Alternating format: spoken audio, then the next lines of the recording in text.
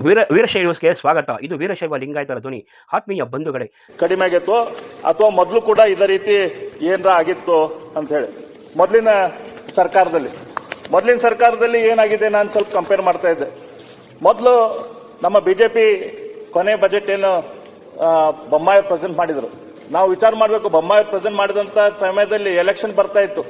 Election ಬರ್ಬೇಕಾದ್ರೆ ಮಾನಸಿಕ ಸ್ಥಿತಿ ಹೆಂಗಿರ್ತೈತೆ ಅಂತಂದ್ರೆ ಬಜೆಟ್ ಏನಾಗ್ಲಿ ನಾವು ಒಂದು ಎಲ್ಲ ಘೋಷಣೆ ಮಾಡಿ ಹೋಗೋಣ, ಒಂದು ರೀತಿ ಅದ್ರದ್ದು ಬಜೆಟ್ ಅದು ವಿತ್ತೀಯ ಕೊರತೆ, ಫಿಸಿಕಲ್ ಡೆಫಿಸಿಟ್ ಅದು ಯಾವುದು ನೋಡೋದು ಬೇಡ ಅನ್ನುವಂತ ಮನಸ್ಥಿತಿ ಯೂಶುವಲಿ ರಾಜಕಾರಣಿಗಳದ್ದು ಇರ್ತೈತಿ.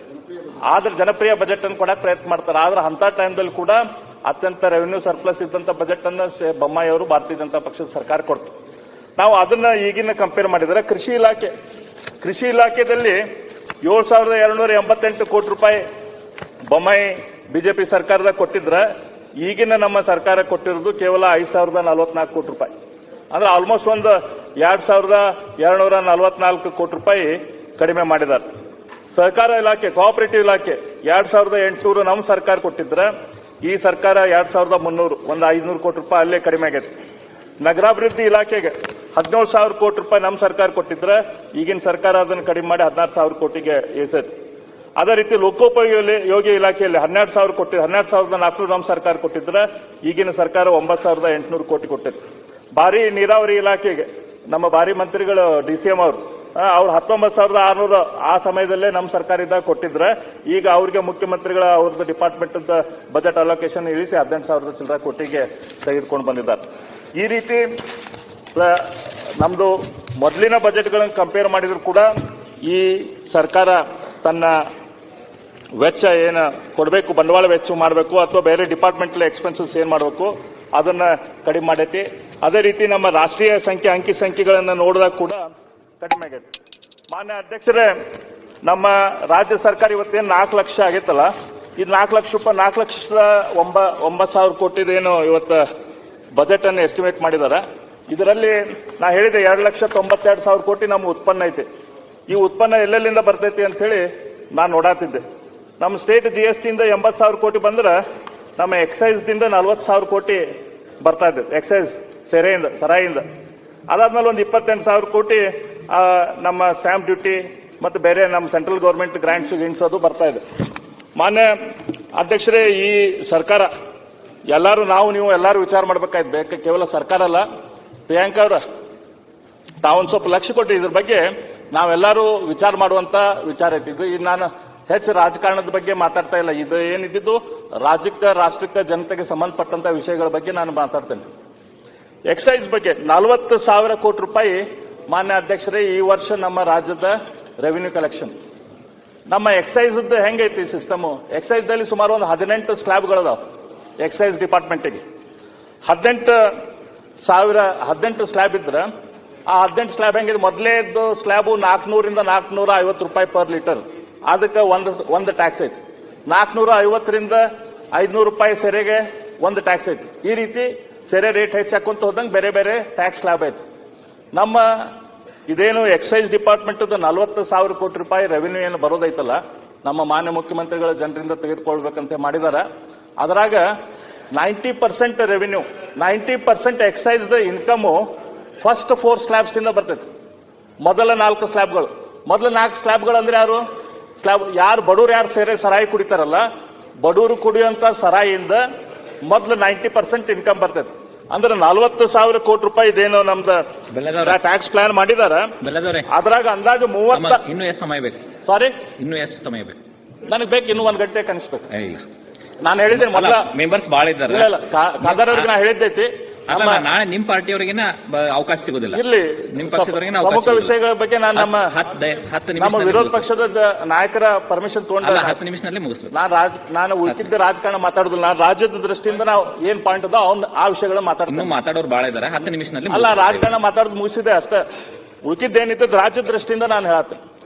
40,000 ಕೋಟಿ ಸರಾಯಿ ಇನ್ಕಮ್ ತಗೊಳತ್ತಿದ್ರ 36,000 ಕೋಟಿ ಸರಾಯಿ ಇನ್ಕಮ್ ನಮ್ಗ ಬಡವರಿಂದ ಬರ್ತೈತಿ. ಈ ಬಡವರಲ್ಲಿ ಯಾರು ಹೆಚ್ಚು ನಮ್ಗೆಲ್ಲರಿಗೂ ಗೊತ್ತೈತಿ. ಪರಿಶಿಷ್ಟ ವರ್ಗ, ಪರಿಶಿಷ್ಟ ಜಾತಿ, ಹಿಂದುಳಿದ ವರ್ಗದಲ್ಲೇ ಬಡವರು ಹೆಚ್ಚು. ಅವರಿಂದ ನಾವು 36,000 ಕೋಟಿ ರೂಪಾಯಿ ಬರೀ ಸರಾಯಿಂದ ನಾವು ಅವರಿಂದ ಟ್ಯಾಕ್ಸ್ ತಗೊಳತ್ತೀವಿ. 36,000 ಕೋಟಿ ಟ್ಯಾಕ್ಸ್ ಸರಾಯಿ ಮೇಲೆ ಕೊಡತ್ತಾರಂತಂದ್ರೆ ಇನ್ನೊಂದು 50-60 ಸಾವಿರ ಕೋಟಿ ರೂಪಾಯಿ ಸರಾಯಿ ಅವ್ರು ಕುಡಿತಿರ್ತಾರೆ. ಅಂದ್ರೆ ಸುಮಾರು 1 ಲಕ್ಷ ಕೋಟಿ ರೂಪಾಯಿ ನಾವು ಅವ್ರ ಕಡೆಯಿಂದ ನಾವು ಸರಾಯಿಗೆ ಕುಡಿಸಿ ಅವ್ರ ಕಡೆಯಿಂದ 36,000 ಕೋಟಿ ರೂಪಾಯಿ ನಾವು ವಸೂಲು ಮಾಡಿ ಅವ್ರಿಗೆ ಏನ್ ಕೊಡ್ತೀವಪ್ಪ, ನಾವೇನಂತ ಹೇಳ್ತೀವಿ, ಅವರಿಗೆ ನಾವು ಗೃಹಲಕ್ಷ್ಮಿ ಕೊಡ್ತೀವಿ, ಅವರಿಗೆ ಬೇರೆ ಬೇರೆ ನಾವು ಸ್ಕೀಮ್ಗಳು ಕೊಡ್ತೀವಿ ಅಂತ ಹೇಳ್ತೇವೆ. ನಾವು ಈ ವರ್ಷ ಗೃಹಲಕ್ಷ್ಮಿಗೆ ಎಷ್ಟು ಕೊಡಾತೀವಿ ಅಂದ್ರೆ ಮನೆಗೆ 2,000 ರೂಪಾಯಿ ಕೊಡಾತೀವಲ್ಲ ಎಲ್ಲರಿಗೂ, ಅವ್ರಿಗೆಲ್ಲರಿಗೂ ಕೂಡಿ 28,608 ಕೋಟಿ ರೂಪಾಯಿ ಸರ್ಕಾರದಿಂದ ಕೊಡಾತೈತಿ 2,000 ರೂಪಾಯಿ. ಆದ್ರೆ ಅವ್ರ ಕಡೆಯಿಂದ ವಸೂಲು ಮಾಡ್ತಾ ಇರೋದು ಎಷ್ಟು ನಾವು ಬರೀ ಸರಾಯಿಂದ ನಾ ಹೇಳ್ತಾ ಇರೋದು, ಸರಾಯಿಂದ 36,000 ಕೋಟಿ ರೂಪಾಯಿ ಟ್ಯಾಕ್ಸ್ ಮಾಡ್ತೀವಿ. ಯಾವಾಗಲೂ ಸರಾಯಿ ಮೇಲೆ ಎಕ್ಸೈಸ್ ಡ್ಯೂಟಿ ಹಾಕ್ತಾನೆ ಇದ್ದಾರೆ. ಈ ವರ್ಷ ಏನ್ ಹಾಕಿಲ್ಲ, ಹೊಸದಾಗಿ ಏನ್ ಹಾಕಿಲ್ಲ. ಇಲ್ಲ ನೋಡಿ, ನಾನು ಈ ವರ್ಷ ರಾಜ್ಯ ಯಾವ ರೀತಿ ಮುಂದುವರಿಸಬೇಕು ವಿಚಾರ ಮಾಡುವಂತದ್ದು ಅವಶ್ಯಕತೆ. ಎಲ್ಲರೂ ಕುಡಿತಾರೆ ಸ್ವಾಮಿ. ಅಲ್ಲ ಕುದುವರಿ, ನಾನು ಅದಕ್ಕೋಸ್ಕರ ಬಡವರು ಮಾತಾಡ್ತೀರಾ? ನಾವು ಕೊಡೋದಿಲ್ಲ. ಮಾನ್ಯ ಅಧ್ಯಕ್ಷರೇ, ನಾನು ಅಂಕಿಅಂಶ ಎದಕ್ಕೆ ಹೇಳ್ತಾ ಇದ್ದೇನೆಂದ್ರೆ, ನಮ್ಮ ರಾಜ್ಯ ಸರಾಯಿ ಮೇಲೆ ಡಿಪೆಂಡೆಂಟ್ ಆಗ್ಬೇಕು, ನಮ್ಮ ರಾಜ್ಯದ ಬುನಾದಿ ಸರಾಯಿ ಮೇಲೆ ಆಗ್ಬೇಕು. ಇದೇ ರೀತಿ ಸರಾಯಿ ಮೇಲೆ ನಾವು ರಾಜ್ಯ ಬೆಳೆಸ್ಕೊಂತ ಹೋದಿವಿ ಅಂತಂದ್ರೆ ಎಲ್ಲಿ ತನಕ ಹೋಗ್ಬಿಡ್ತೀವಿ. ಬೇರೆ ರಾಜ್ಯದ್ದು ನಮ್ಮ ರಾಜ್ಯ ಮಾತಾಡ್ಬೇಕು. ನೀವು ನಿಮ್ ಸರ್ಕಾರ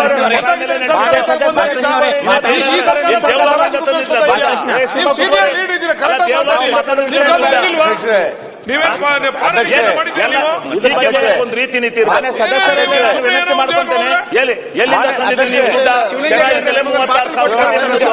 ಮಾನ್ಯ ಸದಸ್ಯರಲ್ಲಿ ವಿನಂತಿ ಮಾಡ್ಕೊಂಡು ಉಪನಾಯಕರೇ ಇಲ್ಲ ಹೇಳ್ತಾ ಇರೋದು ಸರ್ಕಾರ ಮಾಡ್ತಾ ನೀವು ಮಾಡಿಲ್ಲ. ನೀವು 34,000 35,000 ಕೋಟಿ ರೂಪಾಯಿ ಟಾರ್ಗೆಟ್ ಕೊಟ್ಬಿಟ್ಟೆ ನೀವು ಮಾಡಿರೋದು. ಅದು ಕಾಲಕ್ರಮೇಣ ಜಾಸ್ತಿ ಹಾಕೊಂಡು ಬರ್ತಾ ಇರೋದು. ಹೌದಪ್ಪ, ನೀವು ನಿಷೇಧಕ್ಕೋಸ್ಕರ ಹೋರಾಟ ಮಾಡಿದ್ರಿ, ನೀವೆಲ್ಲ ಬೀದಿಗಿಳಿದಿ, ನೀವು ಇದೆಲ್ಲ ನಿಷೇಧ ಆಗ್ಬೇಕು, ಯಾರು ಇದರಿಂದ ನೀವು ತೆರಿಗೆನೆ ಸಂಪಾದನೆ ಮಾಡಬಾರ್ದು ಅಂದ್ರೆ ನಿಮ್ ನೈತಿಕತೆ ಇದೆ. ನಿಮ್ದ್ರಲ್ಲಿ 35,000 ಕೋಟಿ ಇತ್ತು, ಈಗ 38,000 ಕೋಟಿ ಇದೆ. ಗುಜರಾತ್ ನೋಡಿ ಅವರು ಮಾಡ್ಯಾರ, ಇವರು ಮಾಡ್ಯಾರ. ನಾವು ರಾಜ್ಯ ಯಾವ ರೀತಿ ಮುಂದೆ ತಲೆ ಮೇಲೆ ಹೊಡೆದು ಅಲ್ಲ ಅಧ್ಯಕ್ಷರೇ, ಮಕ್ಕಳಿಗೆ ತಲೆ ಮೇಲೆ ಹೊಡೆದು ನಮ್ಮ ಸರ್ಕಾರ ಇದನ್ನ ಸರ್ಕಾರ ನಾಳೆ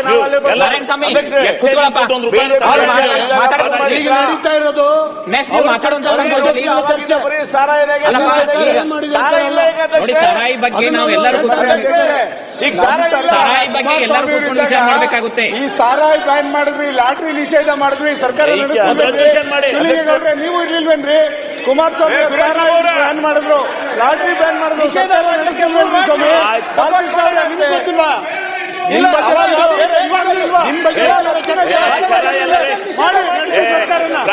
ಸರ್ಕಾರ ನಡೆಸಿ ಬೇರೆ ದೇಶದಲ್ಲಿ